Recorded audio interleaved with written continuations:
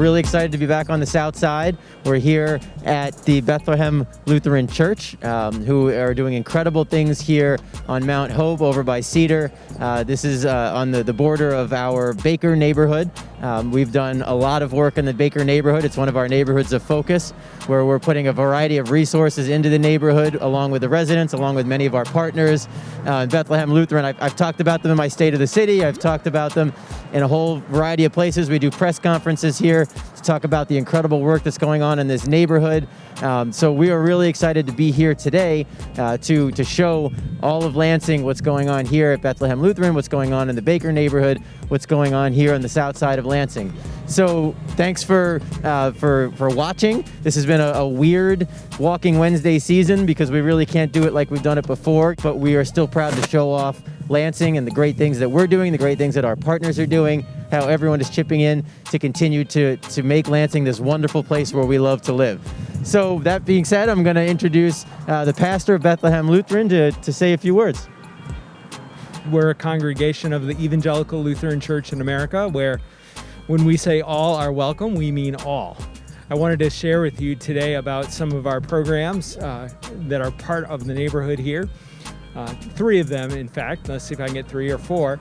The first is the Lansing Save program. Lansing Save is a program of MSU Federal Credit Union and the City of Lansing, the Lansing School District, where all children that are in the Lansing School District in grades K through 6 now have accounts opened up for post-secondary education on their behalf, and that they can deposit into, and then there are other incentive programs that happen so that deposits can be made, because we know that research tells us that if a child has an account for post-secondary education but with between $100 and $500 in it, they are 3 times more likely to go on to post-secondary education and 4 times more likely to graduate from whatever that program is.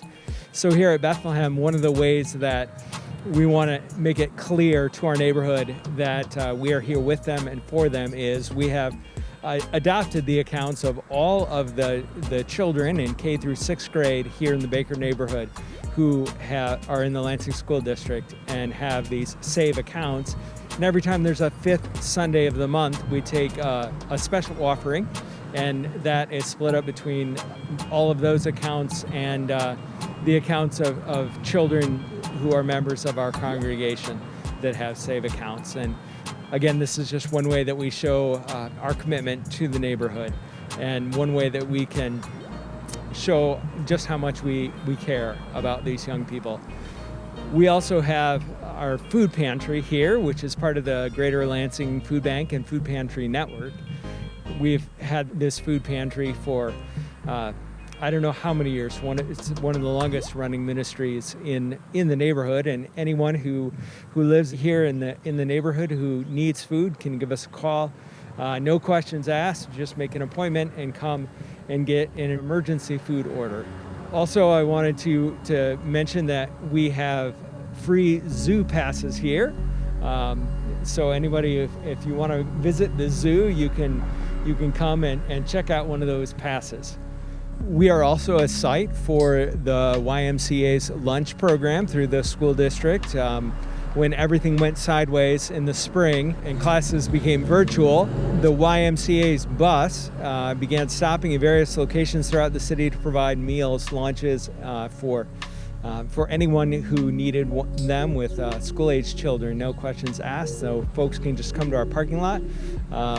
I believe it's 11. We're a site at 11 o'clock. There's at least one other site here in the Baker neighborhood. And then the other thing that I wanted to talk about was the Family Growth Center. We host the Family Growth Center here, which is part of Child and Family Charities, and their director, Kathy Kelly, is here to tell you about that program.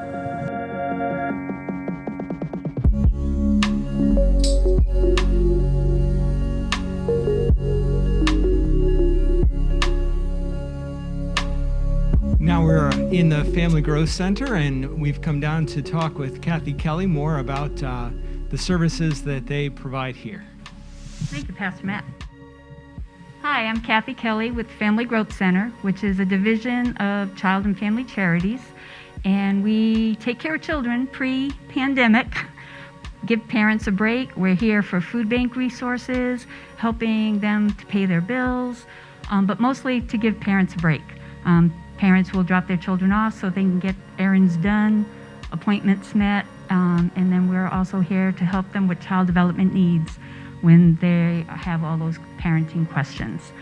We're here usually Tuesday, Wednesday, and Thursday, but that was pre-pandemic, and we're hoping to be back soon. I'll take you on down to the preschool room because we take care of children, infants and toddlers in this room, and our preschool room is ages 3 to 5, so I can take you on down the hall and show you that classroom as well.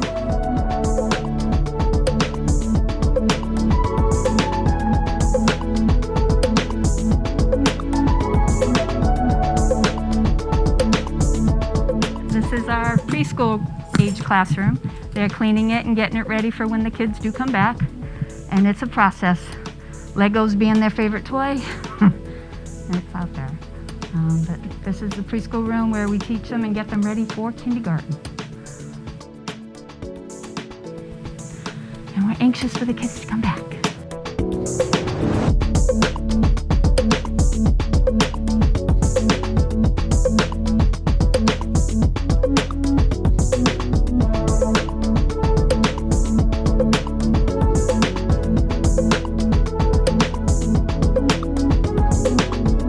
This is our food pantry here at Bethlehem. Brought you down because we wanted you to see just where our volunteers pull food out to put orders together for the families in need. The demand at our food pantry has remained relatively stable through this time, but I know that the Greater Lansing Food Bank is in great need of volunteers right now, as demand has increased in a lot of the pantries that are served by the food bank.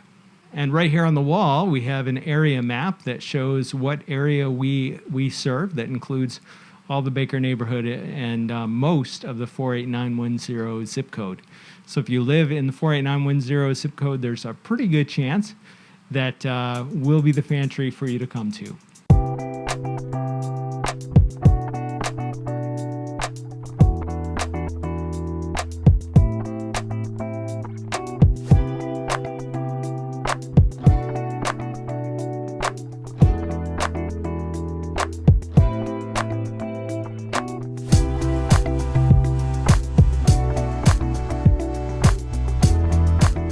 I am the executive director of the Ingham County Land Bank, and the Land Bank was developed in 2005.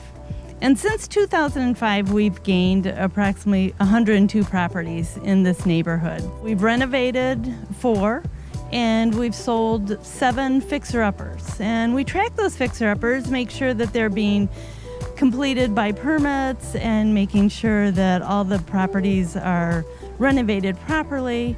And there's also homeowner occupancy put on those properties so that they are sold.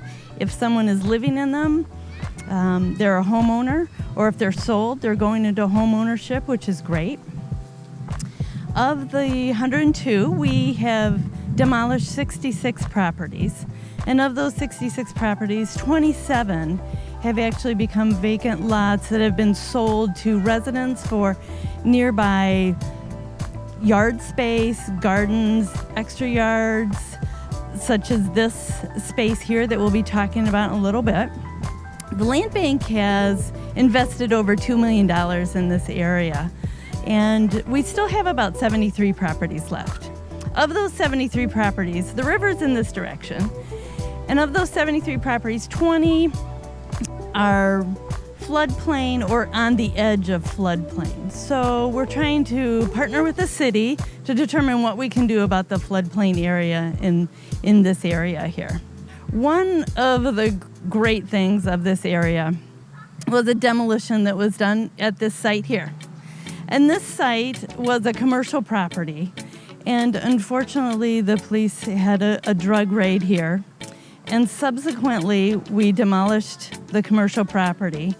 And it became this beautiful activity green space for the neighborhoods and the area. So as you can see, everything that they've done here, They've painted, they have gained grants and monies, and by the help of different agencies and partners, they have done all of this stuff. They've put up a badminton net, but they have spent so much time, and all of the people that have spent time here, the stewards have been a huge advocate of this area and this lot, and they mow it, they take care of it. They've added all this space. They've added this library that is just awesome. They have some signs for the area. They've painted the fencing and put in boxes for activities and play materials for kids and adults. And it's just turned out to be a great area. And they have done an awesome job.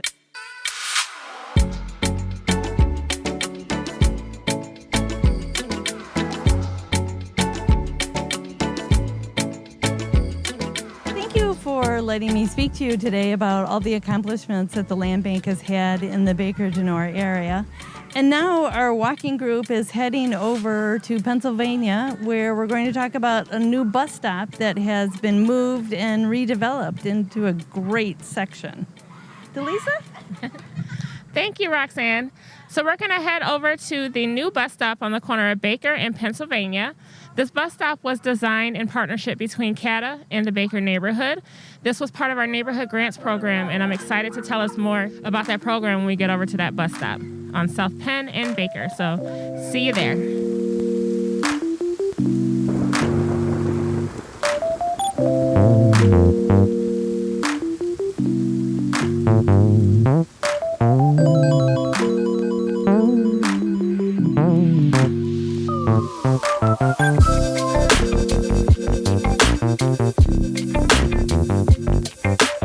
So here we are at the Baker and South Pennsylvania bus shelter, and this bus shelter was it was a neighborhood grant, joint neighborhood grant created by the Sycamore Park neighborhood and the Baker neighborhood. They worked together with CATA. The neighborhood organizations wrote a grant for $3,000. CATA partnered and contributed $7,000 towards this grant project. And the neighborhood was in charge of the artistic details of this grant. And so if you take a look at the bus shelter, the artist took a photo of the skyline of Lansing as well as the river trail, because the river trail is so integral in the city of Lansing and such a great part of the Baker neighborhood. This is a very new bus shelter, just installed last winter. And this bus shelter was actually up the street a little bit, but it was not very user-friendly. The users used to have to cross in the middle of the roadway, and so now it's closer to the intersection where they can push the button for a walk sign to get across, and integrates and puts together the Baker neighborhood, Sycamore Park neighborhood, and Potter Park Zoo, which is right up the street.